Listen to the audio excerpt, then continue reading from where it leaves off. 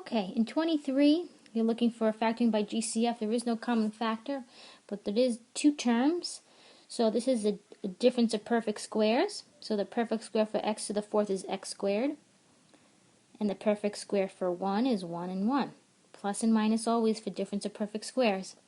Now, this cannot be factored anymore because it's got a plus there. X squared minus 1 can be factored again. This is again difference of perfect squares. So what's the perfect square for x squared is x and x.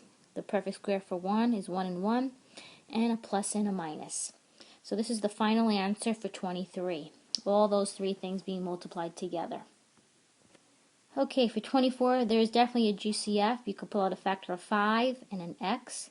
So when I divide each term by 5x, I'm left with x squared minus 2x minus 3. Now I have a quadratic trinomial. I could factor this again by doing quadratic trinomial factoring.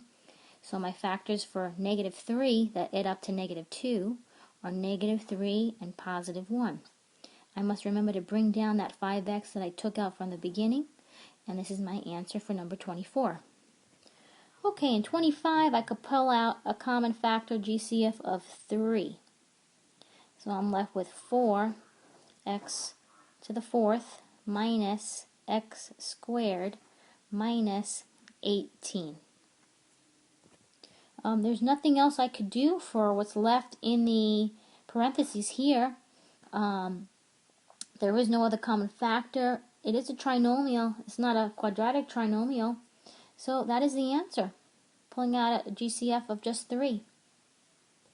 Okay, in 26, again I could pull out a GCF, this time a factor of 4. So I'm left with y squared minus 2y minus 15. Now what do I have left is a quadratic trinomial. So what can I do? I need the factors of negative 15 that add up to negative 2. Those two numbers would be negative 5 and positive 3. When I multiply, give me negative 15. At the same time, add up to negative 2. I also need to remember to bring down that 4, which was my GCF. So here's my answer for 26.